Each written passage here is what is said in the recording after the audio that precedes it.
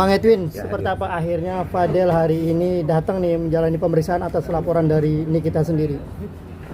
Ya alhamdulillah ya, akhirnya bukan akhirnya mungkin memang kemarin berhalangan karena sakit kan, bilang alhamdulillahnya hari ini sudah fit, berarti sudah bisa memenuhi panggilannya.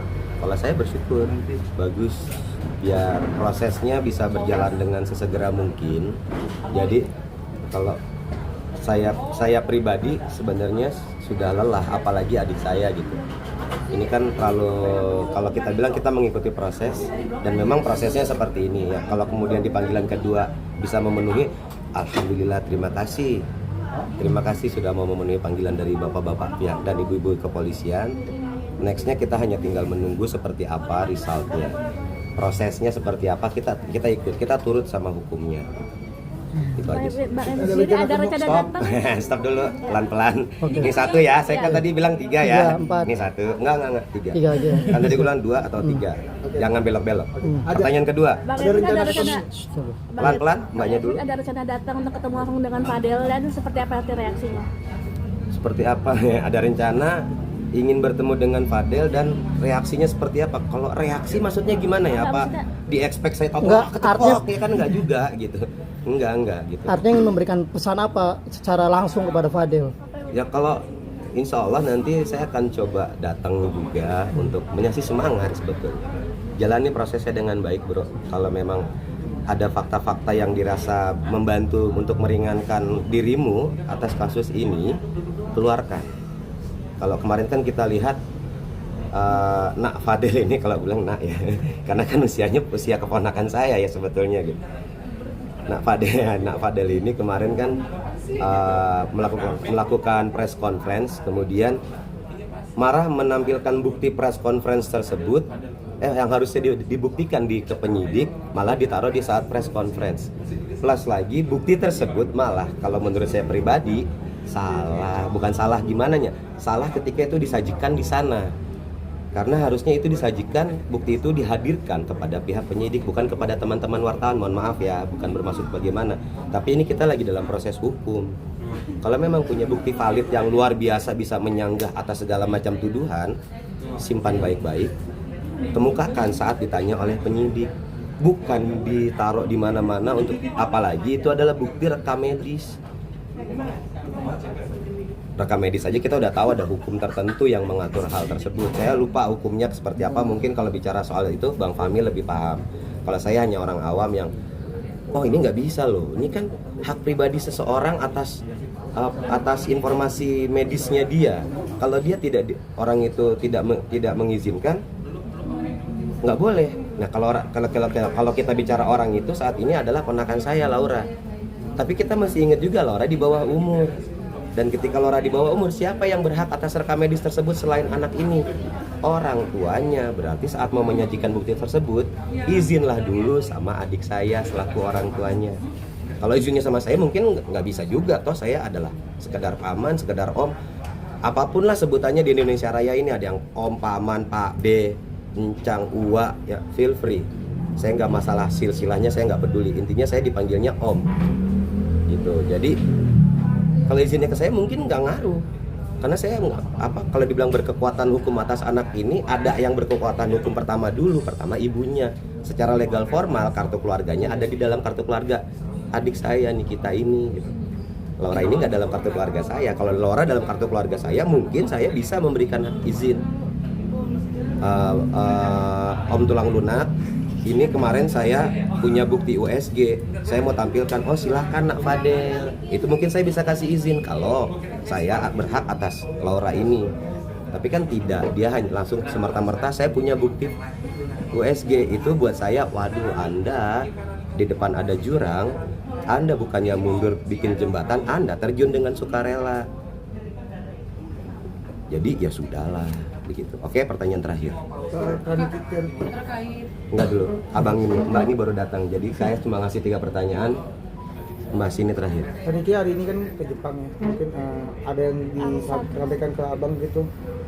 Mewakili. Kita sudah untuk hal ini kita sudah nggak perlu bicara secara verbal, bicara secara tertulis. Kita udah main hati aja sekarang. Kakak beradik ini hatinya udah sama, pikirannya sudah sama. Jadi insya Allah apapun yang adik saya sampaikan atau lakukan seperti yang kemarin teman-teman ketahui juga, dia sudah membuat gerakan lagi, pelaporan baru ya. Itu dia tidak berkomunikasi lagi dengan saya karena memang itu sudah seharusnya. Ini kan sudah melebar kemana-mana, malah kalau dibilang ada beberapa teman-teman saya yang juga berprofesi sebagai pengacara speak up, orang ini kok bikin malu. Sudah sepantasnya ini.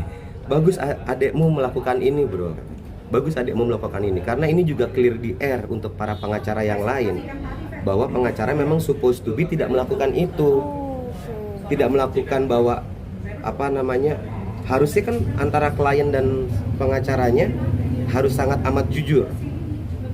Punya bukti apa? Ini perlu ditampilkan atau tidak? Perlu diekspos ke media atau tidak? Itu adalah keputusan pengacara, bukan keputusan klien. Pengacara itu menuntun kliennya untuk kalaupun dia bersalah, dia mendapatkan hukuman seadil-adilnya. Tapi kalau data-data itu menunjukkan dia tidak bersalah, dia bisa dibebaskan atas tuduhan tersebut. Itu tugas pengacara. Jadi kalau dia yang bilang pengacara ini kok bela orang salah, enggak. Itu bukan tugas pengacara. Tugas pengacara adalah memberikan membantu mengarahkan kepada keputusan yang sebaik-baiknya. Jadi kalau dibilang pengacaranya kok belain orang salah, jelas-jelas dia salah. Bukan lagi bela orang salah. Dia lagi membela hak orang tersebut untuk mendapatkan, misalnya kalau dia salah, hukuman yang adil.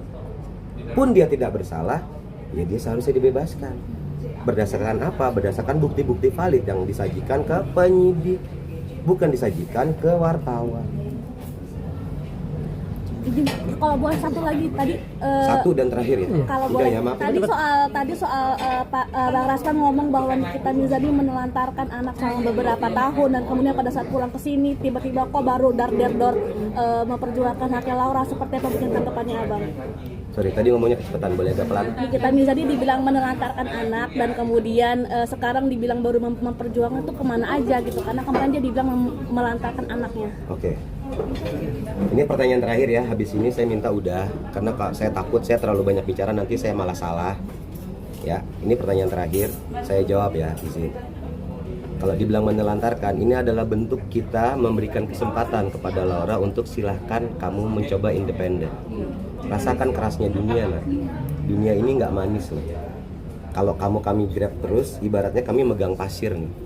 Makin kami kepel, kamu akan tetap lolos kok. Nah, jadi ini keinginanmu, ya sudah lakukan. Jadi ini apa namanya? Ini bahasa hati orang tua ya.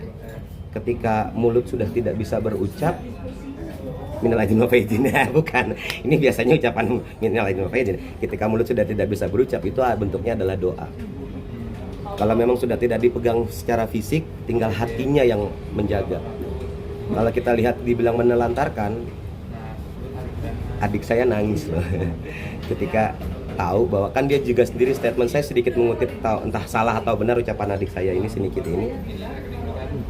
Anak gue mau bebas, tapi bukan berarti lu boleh nyakitin dia.